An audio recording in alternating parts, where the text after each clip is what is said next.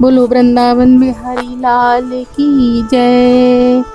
गुरुर् ब्रह्मा गुरुर्विष्णु गुरुर्देवो महेश्वरा, गुरु साक्षात् परब्रह्म तस्मै श्री गुरुवे नमः। वसुदेवं सुतं देवं कंसचारूणमर्दनं, देवकी परमानन्दं कृष्णं वन्दे जगद्गुरुं। कृष्णाय वासुदेवाय हरिये परमात्मने, प्रणतक्लेशनाशाय गोविन्दाय नमोस्तुते।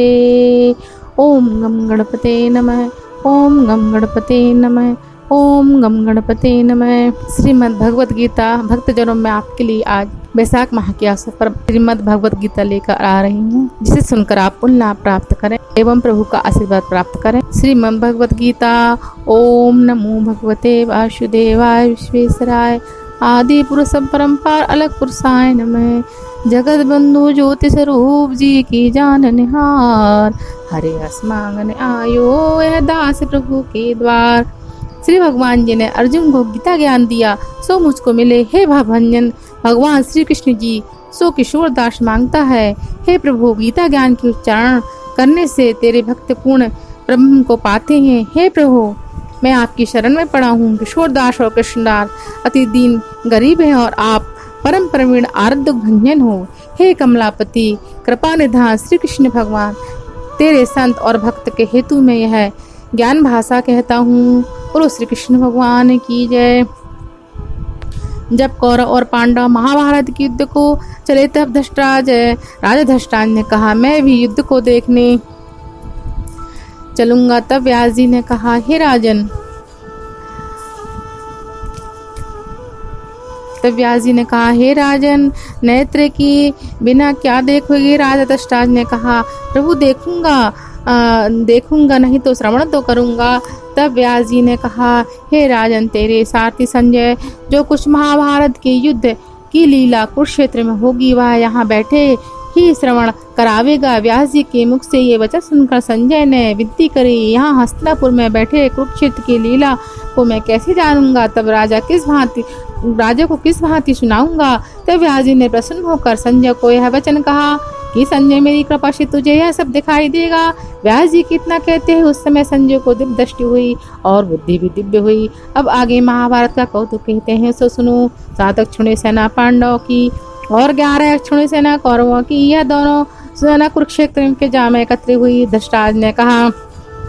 धृतराज ने पूछा, हे संजय धर्म के क्षेत्र और कुरुक्षेत्र की इच्छा से एकत्र हुए मेरे और पांडु के पुत्र ने क्या किया। संजय ने कहा, है पांडव की सेना को भी देखकर दुर्योधन आचार्य द्रोण के समीप जाकर कहने लगे, हे आचार्य देखिए आपके शिष्य विद्यमान द्रुपदपुत्र ने पांडव के बड़ी सेना की कैसी वीररचना की है। इस सेना में अर्जुन भीम जैसे बड़े वीर धनुर्धारी वीर महारथी द्रुपद दृष्टकेतु चेतिकान बालवान काशीराज प्रोजित कुंती भोज नरम श्रेष्ठ पराक्रमी यह युधामान्य बलवान उत्तमोजा अभिमन्यु द्रौपदी के पुत्र सबके सब महारथी है। ब्राह्मण श्रेष्ठ आपके स्मरणार्थ अब मैं आपकी सैनिक के प्रधान सेनापति के नाम बताता हूँ। आप भीष्म कर्ण युद्ध विजय कृपाचार्य अश्वत्थामा विकर्ण सोमदत्त का पुत्र भूरिश्रवा और बहुत से सूरवीर मेरे लिए प्राण तक देने को तैयार है।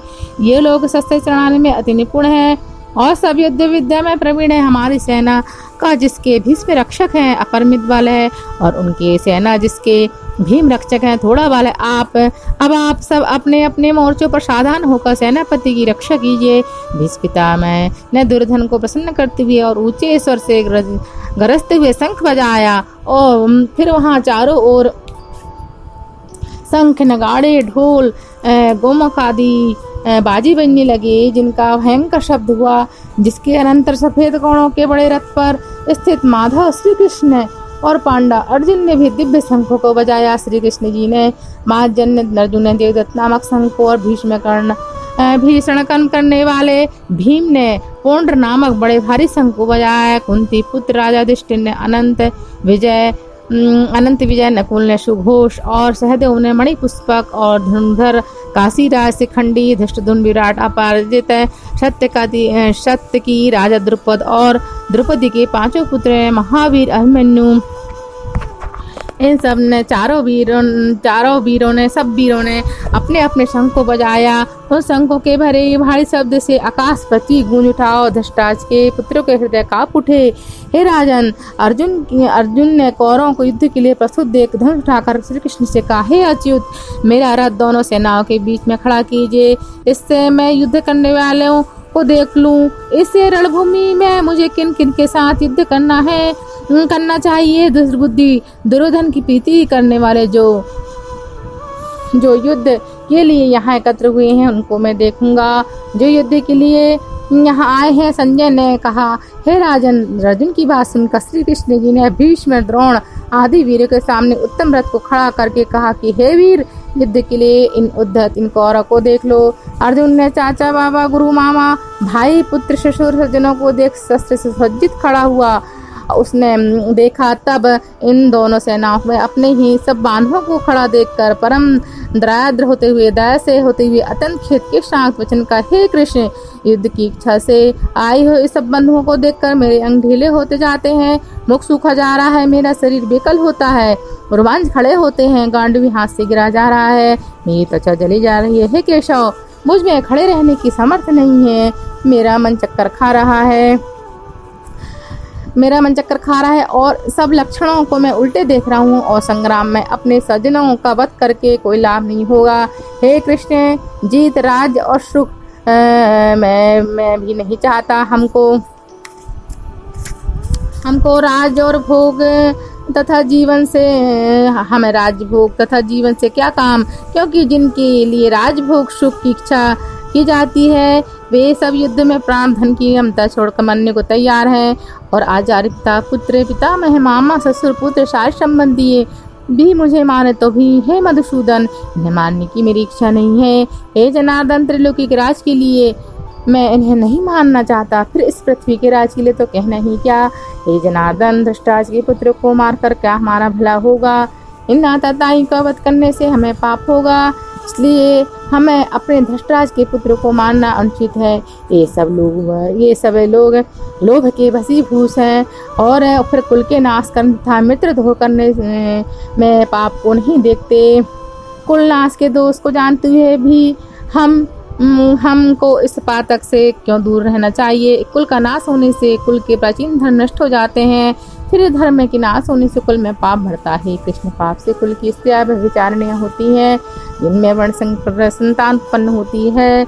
वर्णशंकर जिन पुरुषों के कुल को नष्ट किया है उनको तथा उस कुल को नरक में पहुंचाते हैं, क्योंकि श्राद्ध, तर्पण आदि बंद हो जाते हैं। वर्णशंकर बनाने वाले दोषों से कुल ध्वंस के जाति धर्म कुल निरंतर नाश होते हैं। हे अर्जुन, हे जनार्दन, मैंने बारंबार सुना है कि कुल धर्म नष्ट होने से निश्चय ही नरक का वास होता है। हाय हाय, हम बड़ा पातक करने को तैयार हैं, जो राज सुख के लोभ से सज्जनों को मारने की कोशिश कर रहे हैं।